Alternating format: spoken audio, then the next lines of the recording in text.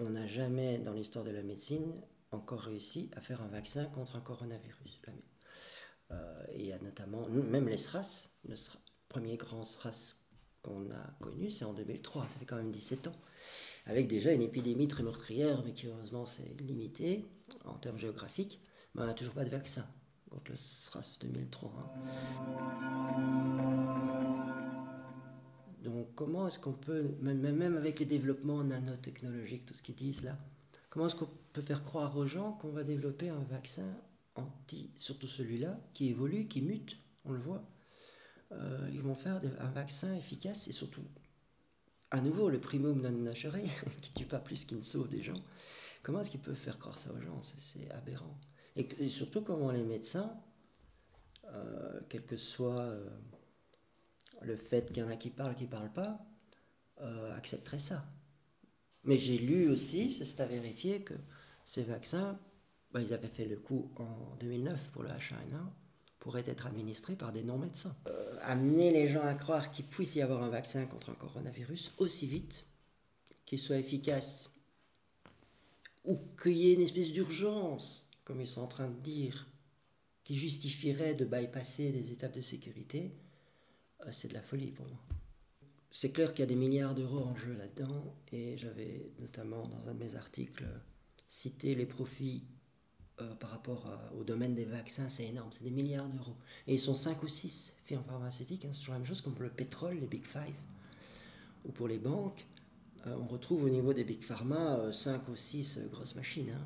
Mais c'est énorme les profits qu'il y a là-dedans. Les États ont déjà acheté, ils avaient fait ça en 2009, à ces firmes, en les dédouanant de toute poursuite judiciaire. On peut retrouver les documents, je ne dis pas ces choses-là comme ça. C'est documenté, c'est publié. Les gouvernements, aux États-Unis, mais en Europe je pense aussi, ont dédouané déjà à l'avance ces big pharma qui vont fabriquer les vaccins de toute poursuite judiciaire en cas de lésion. Il faut savoir qu'avec le vaccin H1N1, il y a eu énormément de lésions chez les pauvres gens qui ont fait confiance à leur gouvernement, et notamment, c'est pas rien, une maladie chez l'enfant qui consiste en un fait que l'enfant s'endort tout le temps, s'endort la journée, voilà. Y a pas mal, voilà, la narcolepsie, et il y a encore un autre mot, mais c'est dans mes articles.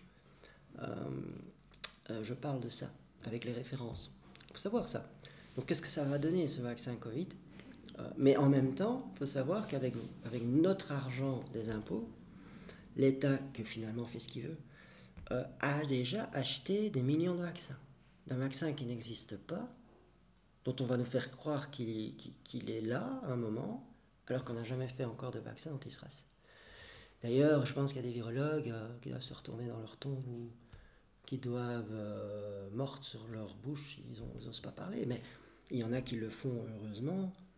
C'est dingue que des personnes cautionnent ça, des personnes comme comme ces virologues du Conseil de sécurité. Je ne vais pas être attaqué en procès, mais de toute façon, c'est des documents qui sont disponibles. Est-ce que c'est un hasard que des personnes comme Yves Van Natem ou Mark Van Rans soient déjà en 2009 étaient présents pour vendre ces vaccins H1N1 et travaillent, ou soit en tout cas en partie reçoivent de l'argent des grandes firmes pharmaceutiques qui fabriquent ces vaccins. Voilà. Alors je laisse les gens tirer leurs conclusions, mais en tout cas ce sont des éléments, eux, documentés, qui parlent d'eux-mêmes, moi je trouve.